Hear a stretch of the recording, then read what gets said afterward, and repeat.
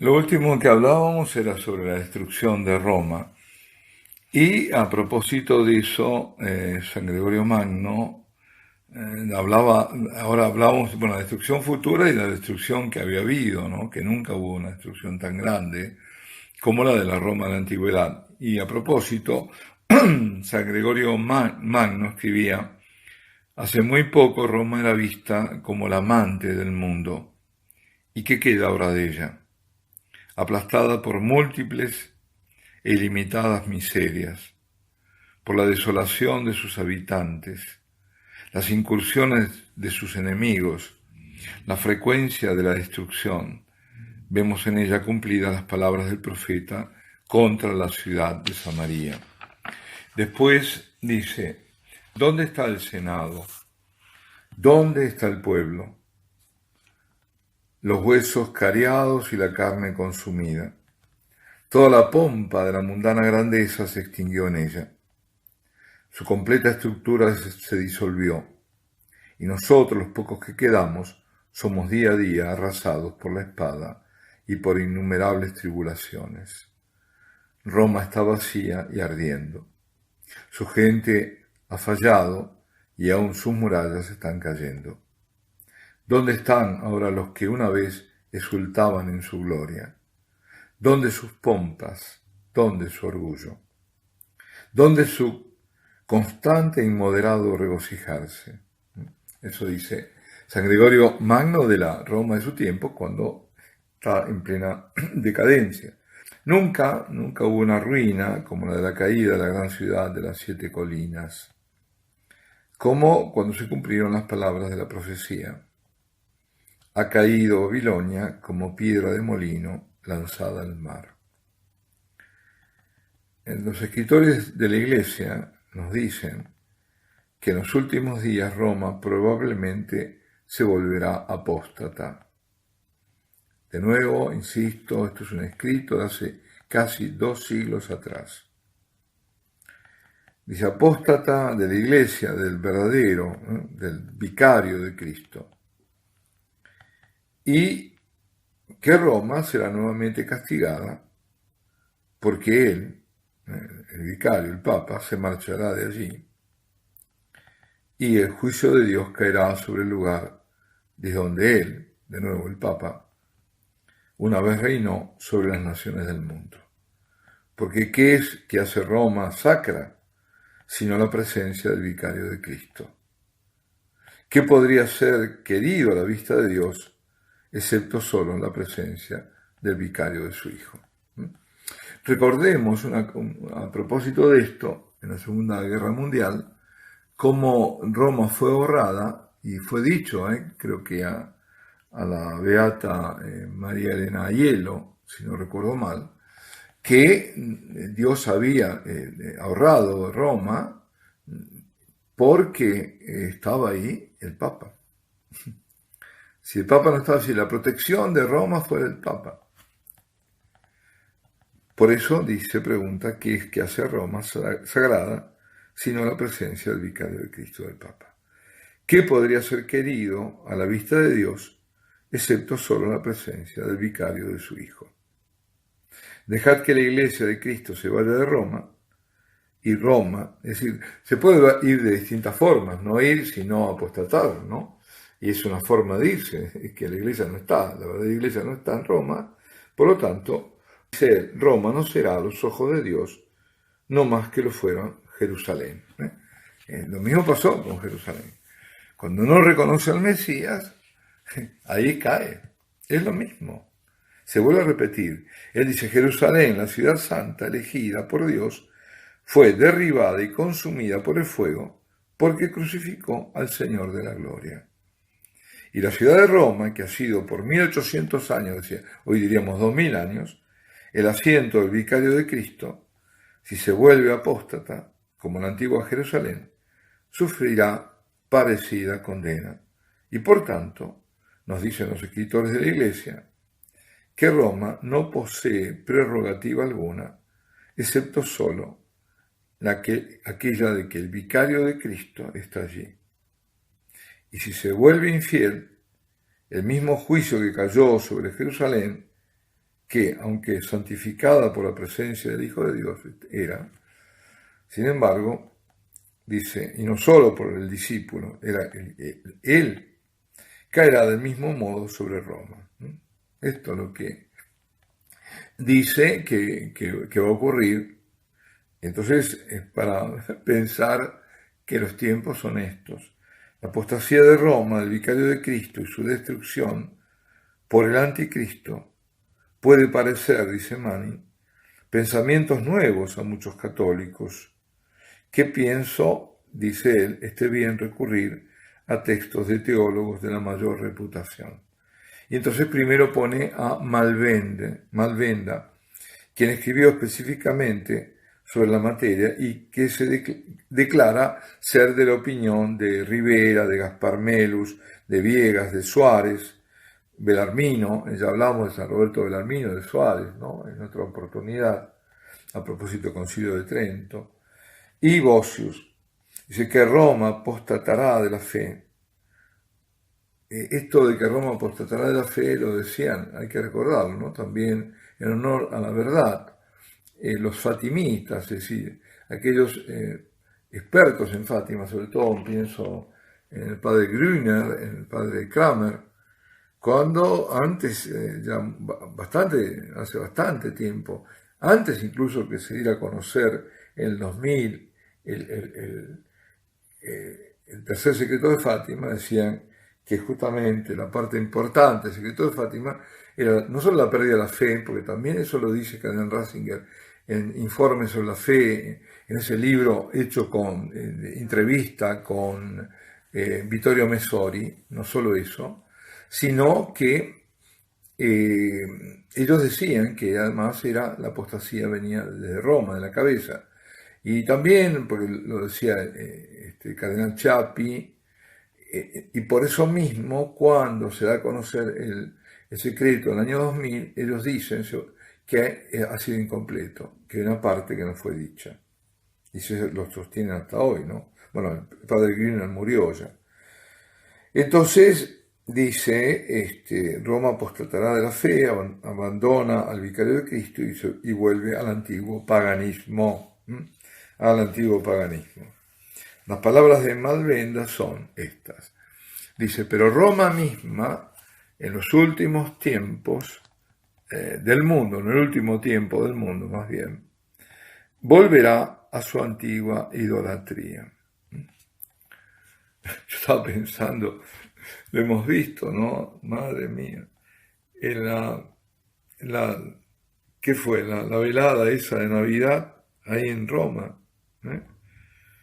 Fue en Roma, en el Vaticano, y esa joven, no sé, chamana, no sé cómo llamarla, enseñando sobre, y había ahí prelados, había sacerdotes, sobre cómo cruzar las manos, los brazos, y sentir a la Madre Tierra, y hablar de la Madre Tierra, y la Pachamama, y dale que va. Es decir, y bueno, hay que decirlo, esto es público, nosotros nos vamos a callar, ¿no?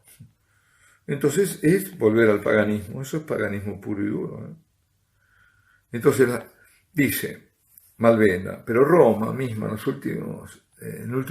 últimos tiempos del mundo volverá a su antigua idolatría, poder, y dice grandeza imperial, ¿no? Bueno, yo creo que viéndolo de más cerca, significa no Roma, la Roma imperial, ¿no? Es la Roma como sede del vicario de Cristo. Eso es lo que es la visión que tenemos por estar más cerca, simplemente, ¿no? Porque uno se lo puede preguntar, ¿no? ¿No es acaso eso? ¿No es acaso que estamos viendo, por ejemplo, cómo se interpreta, sino cosas que eran imposibles de imaginar, por ejemplo? ¿Quién hubiera imaginado un culto, un rito a la Pachamama? Nadie. Y ahí está, y ahí quedó, como si nadie hubiera ocurrido, y no puede ser. No puede ser, porque ocurrió. ¿Y qué requiere eso? ¿Qué exige eso? No es un acto folclórico, una curiosidad antropológica, no, fue un rito con todas las de la ley y eso requiere reparación. Y bueno, sigamos con Malvenda, dice, derribará a su pontífice al mismo tiempo que apostatará de la fe cristiana. Terriblemente perseguirá a la Iglesia, derramando la sangre de mártires más cruelmente que nunca, y recuperará su anterior estado de abundante riqueza. Bueno, eso no sé. O aún mayor que la que tenía con sus primeros gobernantes.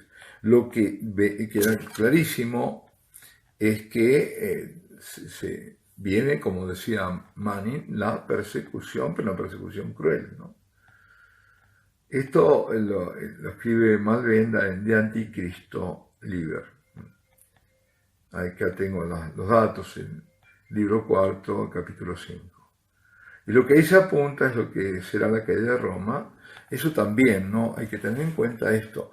Lo que estaba viendo, esto también en cierto modo ya ocurrió, que es cuando cae Roma, caen los estados pontificios en 1870, la brecha de Roma, no entran ahí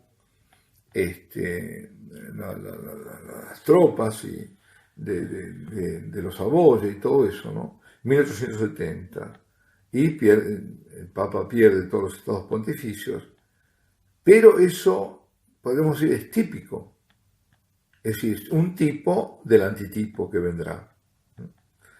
Y también habla aquí de Lessius, de Anticristo, dice, en el tiempo, él está citando a autoridades, ¿no? Para decir, no es que a mí se me ocurra, hay otros grandes teólogos que han escrito sobre esto. Y Lessius dice, en el tiempo del Anticristo, Roma será destruida, tal cual lo vemos en el capítulo 13 del Apocalipsis. Y luego dice, la mujer que viste es la gran ciudad que tiene el reino sobre los reyes de la tierra, en la que se significa Roma en su impiedad, tal como fue en tiempos de San Juan, y será nuevamente al final del mundo. Y también San Roberto Bellarmino escribió, en el tiempo del Anticristo, Roma será desolada y quemada, como nos dice el versículo 16 del capítulo 17 del Apocalipsis. A cuyas palabras el jesuita Herbermann hace el siguiente comentario. Nosotros todos confesamos con Bellarmino que el pueblo romano, un poco antes del fin del mundo, volverá al paganismo y quitará al romano pontífice. Bueno, aquí también vamos a detenernos, pero antes de detenernos quiero hacer una aclaración de lo que para algunos, y yo me uno a ellos, no... quizás se confundieron dos tiempos, como pasó con la época del Señor, que se confundió la profecía de él, de la caída de Jerusalén, con el fin del mundo. Acá se están juntando el fin de los tiempos con el fin del mundo, porque lo que está viniendo no es el fin del mundo, sino el fin de un mundo, que no es lo mismo. Todo esto que conocemos va a desaparecer. ¿Cómo pasó en la época? Algo similar a lo que pasó en la época de Roma, ¿no? Cuando cae Roma y todo lo que se conoció de ese mundo desaparece.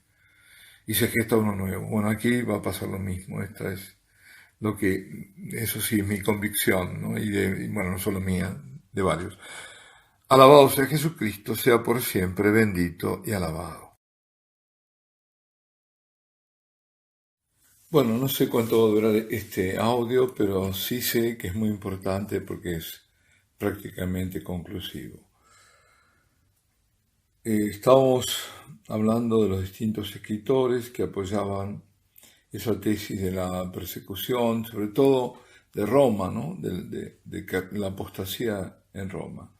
Entonces también menciona Viegas, dice, del capítulo 18 del Apocalipsis, dice, Roma en la última era del mundo, después de haber apostatado de la fe, adquirirá gran poder y esplendor de riqueza, y su influencia se extenderá por todo el mundo y grandemente florecerá. Viviendo en la lujuria, en la abundancia de todo, dará culto a ídolos y estará empapada de todo tipo de supersticiones y tributará honor a falsos dioses. Y en razón de la vasta efusión de la sangre de mártires que se derramó bajo los emperadores, Dios justamente los vengará con la máxima severidad y la destruirá totalmente y arderá por la más terrible y afligiente conflagración.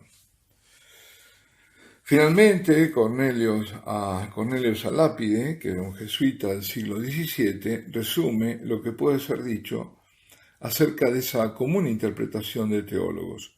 Comentando siempre el mismo capítulo 18 de Apocalipsis, dice: estas cosas deben entenderse como de la ciudad de Roma, no la que es, no la que fue, sino la que será al final del mundo. Es decir, bueno, aquí la pregunta es, a medida que nos acercamos, ¿es la ciudad de Roma en cuanto tal como ciudad o es Roma en cuanto a sede de la iglesia? Y por supuesto, obviamente no la Santa Sede en cuanto tal, porque la sede de Pedro no puede apostatar, pero sí una sede que aparente ser tal, pero no lo sea. Por ejemplo, ¿no? Podría ser una sede de impostura, ¿no? Entonces, a medida que uno se va acercando, dice, Roma, no se puede imaginar a la Roma volviendo con la Roma imperial. No es eso lo que está diciendo. Y sigue diciendo Cornelius a Lápide, porque entonces la ciudad de Roma retornará a su gloria anterior, y análogamente su idolatría y sus pecados volverán, y serán tales como en tiempo de San Juan, bajo Nerón, Domiciano, Decio y otros. Lo cristiano se volverá pagano nuevamente. Será echado por tierra el pontífice cristiano, es decir, derribado, y también los fieles que a él se adhieran. Serán perseguidos y asesinados. Se reavivará la persecución de los emperadores paganos contra los cristianos. Porque así vemos a Jerusalén, que fue primero pagana bajo los cananitas, luego fiel bajo los judíos, siguió cristiana bajo los apóstoles, pagana bajo los romanos y sarracena, es decir, musulmana, bajo los turcos. Así ellos, los teólogos, aquí un excurso, no lo voy a alargar, pero bueno, estuvo bajo Turquía, y tanto es así que hasta el día de hoy, en la llave del Santo Sepulcro, y eso viene de la época del Imperio Turco, para abrir y entrar al Santo Sepulcro lo tiene una familia musulmana. Y el Señor así nos está penalizando hasta que no nos unamos con los ortodoxos, se unan con nosotros. Bueno, sigo, porque adentro, ¿quién está en el Santo Sepulcro? Están las distintas iglesias ortodoxas, ¿no? Están los etíopes, que tienen una partecita, están la iglesia ortodoxa armenia y la griega, además nosotros, claro, los católicos. Bueno, sigo. Así ellos, dice, los teólogos, creen que será la historia de Roma, dice el cardenal Mani, pagana bajo los emperadores, cristiana con los apóstoles, fiel bajo los pontífices, apóstata en la revolución. Estamos hablando del siglo XIX y claro, ¿qué fue lo que pasó en realidad también? En 1870, la caída de Roma, los masones influyen en eso, evidentemente, todo esa, es que llaman el Risorgimento, y es justamente lo que ya pasó. Pero no es lo último. Dice, pagana será bajo el anticristo.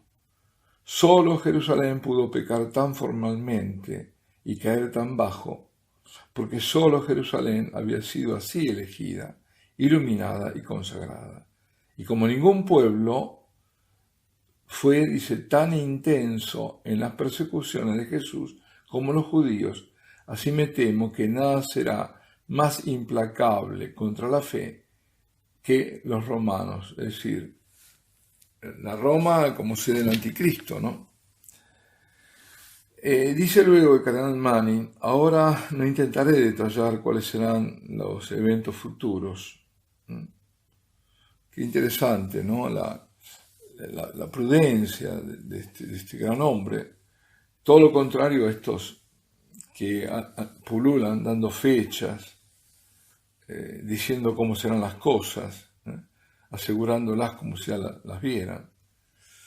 Excepto, dice, un esbozo daré y nunca me aventuraré a designar quién será la persona que los lleve a cabo esos acontecimientos. Si no está dando nombres de anticristo ni nada, ¿no? De eso, dice, nada sé, pero estoy capacitado con la más perfecta certeza que viene de la palabra de Dios y de la interpretación de la Iglesia. De nuevo, ¿no? Importante. Es decir, nosotros nos hemos vuelto protestantes, lo veo, porque cuántas veces no se tiene en cuenta esto, la interpretación de la Iglesia, y cada uno da su interpretación de la Sagrada Escritura. Eso es protestante. Libre examen, ¿no? Bueno, dice, para puntualizarlo haré solamente, dice, los grandes principios que en cada caso están en conflicto. Y recuerda, y nosotros recordamos, dice, comencé mostrándoles que el anticristo y el movimiento anticristiano poseen estas señales. Primero, cisma de la Iglesia de Dios. Segundo, negación de su voz divina e infalible. Aquí recordar de paso que ningún magisterio, ninguno, puede contradecir o negar a un magisterio anterior, porque si lo hace, ese magisterio es falso. Entonces, no se puede negar la voz infalible de la Iglesia, de todo el magisterio de siempre. No se lo puede cambiar. Y eso pues, justamente las señales del movimiento anticristiano del anticristo. Es cismático, niega la voz divina, la voz infalible de la Iglesia. Las rigideces de los dogmas, por ejemplo, los tratan de rigidez a los dogmas, es una negación implícita, como que se puede ser flexible, que no, las cosas no son necesariamente así. Y lo tercero, la negación de la encarnación. ¿Qué significa esto? Bueno, por ejemplo, que Jesucristo no es Dios, un gran hombre, un gran maestro, un gran profeta. Por lo tanto, no es el unigénito, es decir, el único que engendró Dios, sino uno más. Y por lo tanto hay otros caminos de salvación. O por lo tanto las distintas religiones son queridas. Porque es un maestro más, nos viene a ayudar a la humanidad, pero hay otros caminos también. Eso es negación de la encarnación. Son formas de negar la encarnación. Y dice, por lo tanto, este movimiento, este anticristo, este movimiento anticristiano es el enemigo directo y mortal de la única Iglesia católica y romana. La unidad a la que rompe todo cisma, el único órgano es la unidad de la Iglesia, ¿no? Es romper la unidad de la Iglesia. ¿Cómo se la rompe la unidad de la Iglesia? Y bueno, se la rompe, por ejemplo, cuando no hay un solo rito, una sola liturgia. Por ejemplo, cada iglesia local puede tener su propia liturgia. Se empieza a romper la unidad así. Interpretaciones por ejemplo, ¿no? en temas morales distintos, interpretaciones, se rompe la unidad. Son todas rupturas de la unidad. Y el cisma es el culmen, ¿no? Donde se rompe la unidad. Y también el único órgano de la divina voz y del Espíritu de Dios, el santuario de la encarnación y del sacrificio permanente, todos esos son ataques contra la Iglesia, ¿no? Es decir, por decir también la protestantización, ¿no? Bueno, sí, no se toman los dogmas y las personas empiezan a hacer sus propias interpretaciones aparte de lo que la Iglesia ha enseñado. Y por supuesto, la encarnación, ¿no? Y quitar, digamos, el sacrificio permanente. Cuando se habla de encarnación y de su negación, también se habla de la Eucaristía y de la negación de la Eucaristía, de la banalización de la Eucaristía. Negar a la encarnación es negar la presencia verdadera, real del Señor en la Eucaristía. Y si no se la niega abiertamente con palabras, se la niega con los hechos. Y ahí entonces empezamos a entender por qué estas comuniones, estas celebraciones, sin ningún gesto de adoración, donde la adoración está ausente, donde el espíritu también está ausente en el fondo, donde son convivios, y se llega a las degradaciones más grandes que hemos visto, ¿no? Comiendo ahí y gritando, y bueno, todo eso es contra la Eucaristía. Quitar, por ejemplo, donde arrodillarse, los arrodilladeros, no sé, los han quitado también, además de los reclinatorios, los comulgatorios, las balustradas, pero ya ahora directamente los bancos no tienen ahí donde arrodillarse, nada. En muchísimas iglesias. Se ve entonces en esto un propósito, un espíritu. Vemos cómo encaja todo esto, cómo hay un porqué. Y también se niega la encarnación, negando la transustanciación. En la época del Papa Juan Pablo II, de Pablo VI, justamente al final, de terminar el concilio, aparecieron estos diciendo que la transustanciación, como las personas ya no lo entienden y no entienden estos términos metafísicos, había que dar términos más accesibles para decir lo mismo. Y entonces inventaron transignificación y transfinalidad o transfinalización. Bueno, Pablo VI salió con una encíclica Mysterium Fidei condenando esto porque sabía lo que se escondía detrás. Lo que se escondía detrás era negar, en definitiva, la transustanciación. Bueno, dice, y ahora vamos al final, dice Cardenal Mani, los hombres necesitan observar sus principios. Deben hacer una elección entre dos cosas.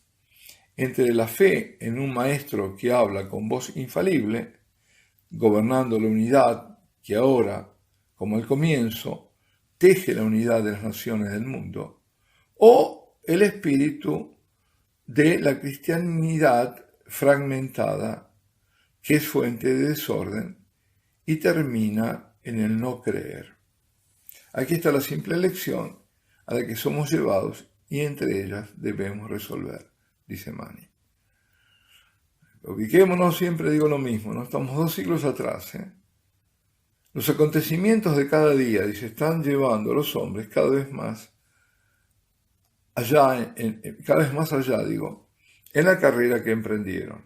Es decir, cada vez uno va para un lado se va apartando del otro, ¿no? Cada día los hombres están más divididos. Son tiempos de criba, de tamiz. Nuestro Señor está en pie en la iglesia. Y acá menciona Mateo 3:12, cuando dice, Él tiene el bieldo es la horquilla, el rastrillo, ¿no? Él tiene el bieldo en la mano, aventará su parva, reunirá su trigo en el granero y quemará la paja en una hoguera que no se apaga. Es tiempo de prueba, dice, cuando algunos de los eruditos caerán y solo se salvarán aquellos que estén firmes, podremos decir afirmados, ¿no? Hasta el fin. Los dos grandes antagonistas están juntando sus fuerzas para el último conflicto, agrega Mani siempre. Puede que no ocurra en nuestros días, dice, decía hace 2 siglos atrás, puede que no sea en el tiempo de los que vengan detrás nuestro, pero una cosa es cierta, que nosotros estamos tan metidos ahora en la prueba como lo estarán quienes vivirán cuando todo esto acontezca. Porque así seguramente como el Hijo de Dios reina en lo alto y reinará hasta que ponga todos sus enemigos bajo sus pies, así también con toda seguridad, todo el que pisotee o dirija un arma contra la fe en Cristo, contra su iglesia o su vicario en la tierra, participará del juicio reservado al anticristo al que sirve. Y aquí termina el canal Manning, y terminamos nosotros también esta serie. Quizás haga un resumen, una más, y si no, esta es la última. Alabado sea Jesucristo, sea por siempre bendito y alabado. Bueno, finalmente un último audio, para hacer una suerte de repaso de todo lo ya dicho. Ya estaba terminado en el anterior. Este es el número 28 de los audios. Y ver un poco las conclusiones. Bueno, habíamos comenzado así a grandes rasgos, ¿no? Diciendo, siguiendo ante todo el canal Manning, y lo que decía es que antes que el Señor venga por segunda vez en gloria, según las Escrituras, se deben verificar distintos acontecimientos, 4 en total. Decía, una gran revuelta, así lo llamaba, ¿no? Con sus notas características, esa revuelta, que eran el cisma, es decir, no es una revolución, por ejemplo, política, no. Una gran revuelta, pero con estas características de cisma, de ruptura de la unidad de la iglesia, se entiende, de rechazo de la voz autorizada de la iglesia, es decir, se rechaza la autoridad de la iglesia, se rechaza el espíritu, se niega la encarnación. Por lo tanto, esa gran revuelta es la apostasía. Y con negar la encarnación decíamos que eso lleva, en definitiva, también a que se está negando a Cristo como el Hijo de Dios. Ya no es el Hijo de Dios, no se niega también, lo dijimos creo en el último, por consecuencia la Eucaristía. Y luego, esa gran revuelta se puede englobar en el término de la apostasía. Ese es el primer acontecimiento, antes de la venida de Cristo. El otro acontecimiento con que culmina esa apostasía y le prepara el terreno, la apostasía le va preparando el terreno y culmina con una figura, que es la del anticristo.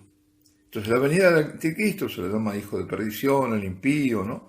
El hijo del pecado, o directamente lo llama San Juan anticristo.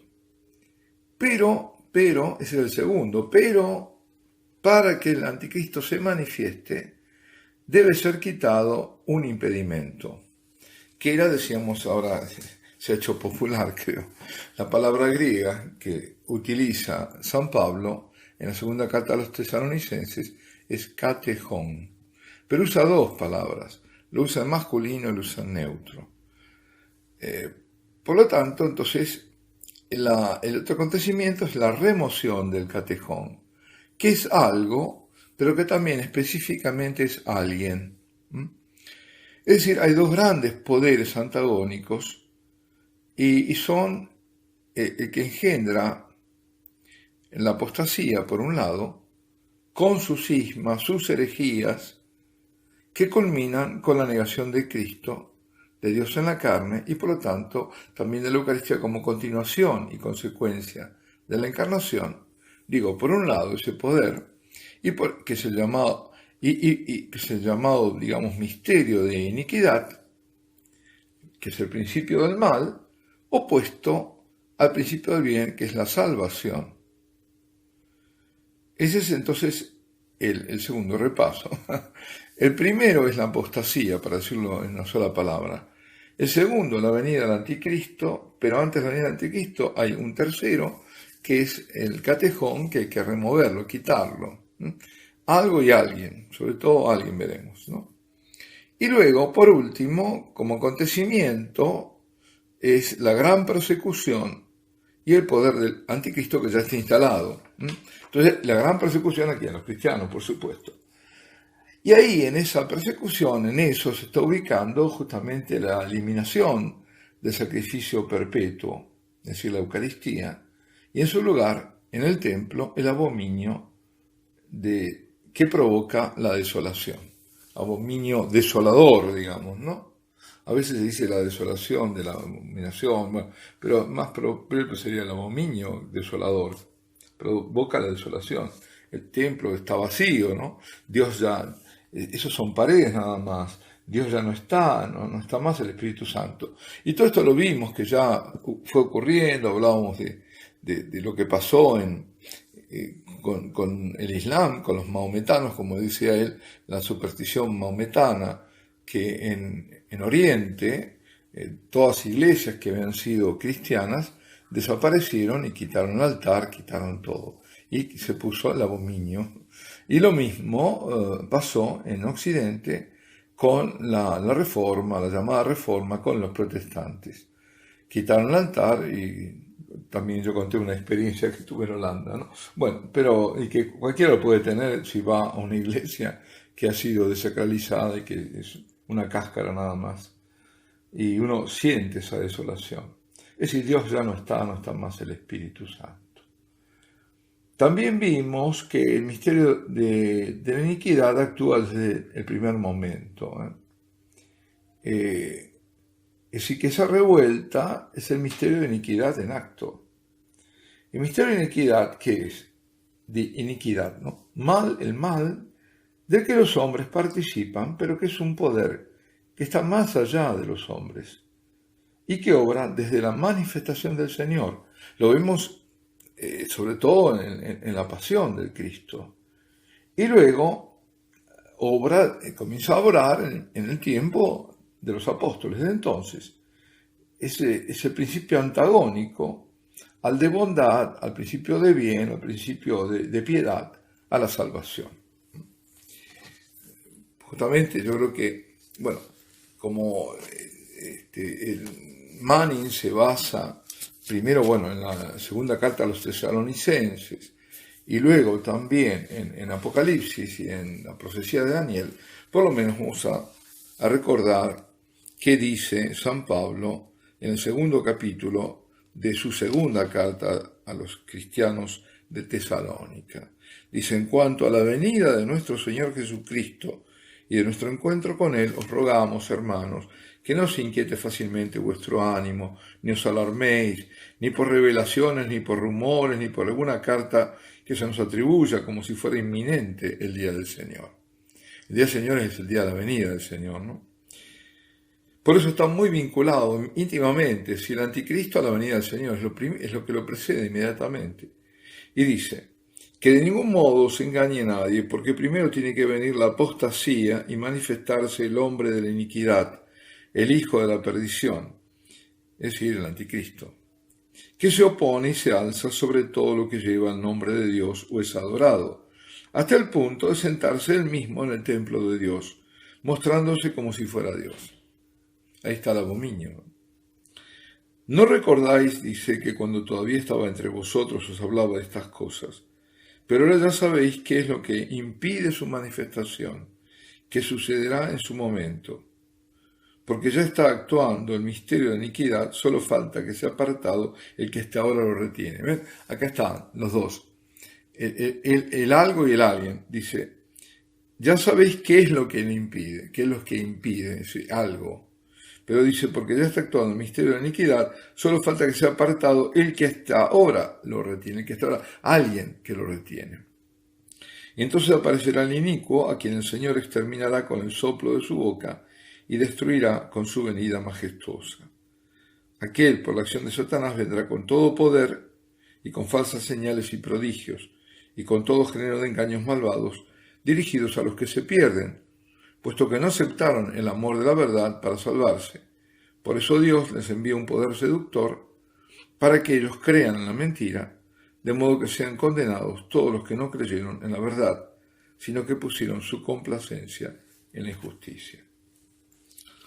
Esta es la palabra de San Pablo sobre el tema del anticristo y sobre lo que habla o comienza, digamos, a hablar de esa inminencia entre la venida del Señor a la aparición del anticristo. Pues bien, por eso, digamos, eso se va dando. Se vio también que vimos, por ejemplo, las consecuencias del espíritu de herejía, ¿no? Que era la deificación del hombre, de la humanidad. El hombre se pone en lugar de Dios. Ese falso humanismo, ¿no? Ese preocuparse por todo de los hombres, pero dejando a Dios. Por lo tanto, y que desemboca en el panteísmo,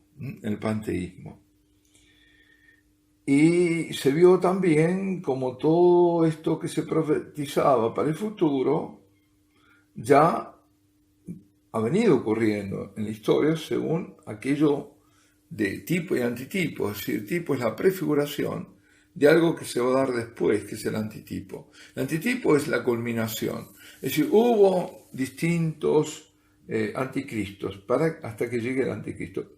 Y irá también distintos catejones, que lo vemos ahora, hasta que llegue a uno, ¿no? En especial.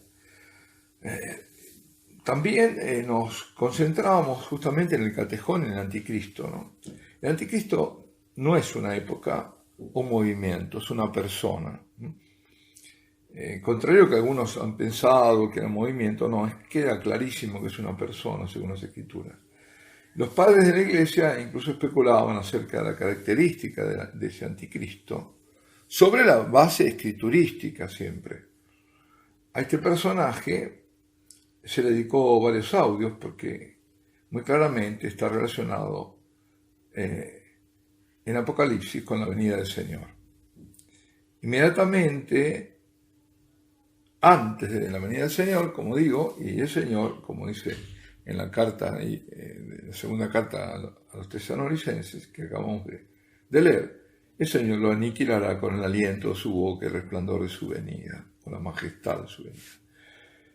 Y luego pasamos al catejón como algo que impide la venida y como alguien, ¿no? Algo, dijimos que se había visto a través siempre de lo que vieron los padres de la Iglesia, lo que se vio en la Iglesia, la comprensión que tuvo la Iglesia, a través del tiempo, que era el poder de Roma, que custodiaba aún la Roma pagana, estaba custodiando el orden. Y como esto es un principio de desorden, lo estaba impidiendo. También Teodoreto decía que el Espíritu Santo, en cuanto divino poder.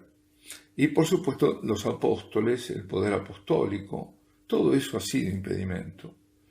Roma luego lo será cuando deja de ser la Roma imperial, es decir, de tener el poder temporal para detentar el poder espiritual. Cuando cae el imperio de Roma, sigue Constantinopla y ahí en Roma quien quiera, el único poder es el Papa.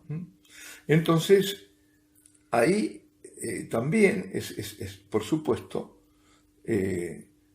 Roma y el Espíritu Santo, también decíamos, y Roma en cuanto sede de la Iglesia y de la cristiandad, que se generó esa cristiandad a partir del poder de Roma. Y también lo vimos el catejón como alguien. Ese impedimento, que lo dice también en la carta, es alguien, y ese alguien no puede ser otro más que el vicario de Cristo. Es decir, el vicario de Cristo en la tierra, que es el Papa.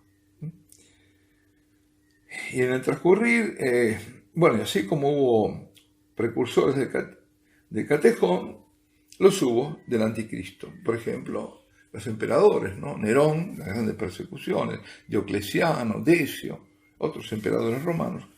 Y yo agregaría también Napoleón, por ejemplo, Hitler, Stalin. Eso bueno, Napoleón sí, pero no estaba en la época que escribe el canal Manning, ni Hitler ni Stalin, pero claro que han sido. Y grandes persecuciones, ¿no? Hasta que, o perseguidores, se llegará al anticristo por antonomasia. Pero se va cada vez acercando más, ¿no? En el transcurrir de la historia, el antagonismo de esos poderes, como decíamos, por un lado el misterio de iniquidad, por otro lado el misterio de la salvación, que es del amor de Dios, persistió pero la relación de poderes se fue modificando, y esto ha sido ya profetizado, y el mal ha cobrado cada vez más fuerzas, mientras la Iglesia y la sociedad cristiana se ha ido debilitando. Y agregó algo que Manning no lo pudo haber agregado porque no sería totalmente anacrónico, es decir, no era de su época, fue después, pero que es muy importante. Manning sí lo vislumbraba, pero no había uno ocurrido, que es el advenimiento del comunismo en Rusia. Él habla de 1848, de todas esas revueltas que hubo por toda Europa, de Alemania, Italia, la Comuna, ¿no?, de París, todo eso. Bueno, es el advenimiento del comunismo en Rusia. Esa la fuerza ha sido ese gran poder antagonista en cuanto a sistema que persigue a los cristianos. Veamos en China cómo son perseguidos y últimamente han cobrado más fuerza en China, en Vietnam, en los comunismos de América. Y no es una casualidad, no lo es. Y hay que decir que también, en rigor de las profecías, la gran profetisa, que es la Santísima Virgen, en Fátima, había advertido sobre Rusia, que de no mediar la consagración a su corazón inmaculado, esparciría por el mundo, no se convertiría, y entonces esparciría por el mundo sus errores y llegaría a aniquilar incluso naciones, que es lo que hemos visto. Pero además, ¿qué pasa? ¿Rusia se convirtió? No, no se convirtió. No hay conversión en Rusia todavía. Y se hizo no se hizo tal cual fue pedido por la Virgen, no fue hecha esa consagración. Entonces también hay que estar con los ojos vigilantes y atentos, porque hay cosas que todavía tendrán que acontecer. Y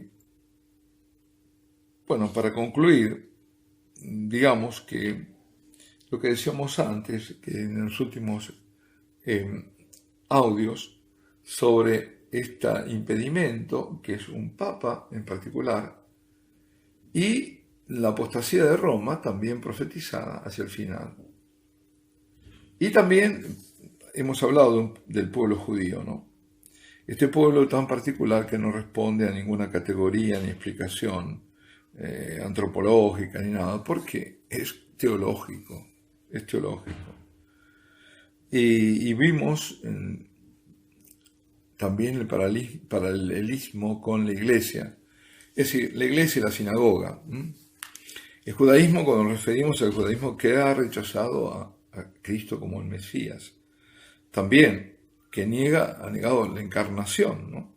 Es decir, Dios hecho en la carne. Justamente, ¿por qué lo condenan? Porque se hace Dios. Es el rechazo absoluto. Y en ese paralelismo también Manning lo daba, el paralelismo entre Jerusalén y Roma. Es decir, Jerusalén, cuando no reconoce al Mesías, cuando lo mata, el pueblo de Dios, su pueblo, vino a los suyos no lo recibieron y además lo matan, entonces viene el gran castigo sobre Jerusalén. Y no solo sobre Jerusalén, y se vuelve la gran fuerza antagónica del cristianismo, el judaísmo.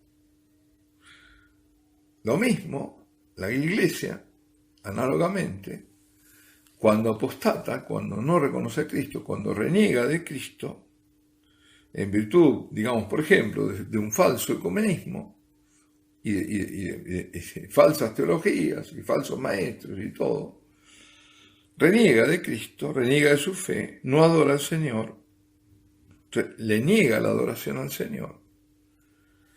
Entonces, y además produce esa devastación litúrgica que estamos viviendo, pues sobrevendrá el castigo, que será purificador, y vendrá la persecución, y vendrá el abominio de la desolación. De no mediar un cambio, ¿no? ¿Por qué? Porque ya es de lógica. ¿Qué nos queda? Nos queda lo más importante,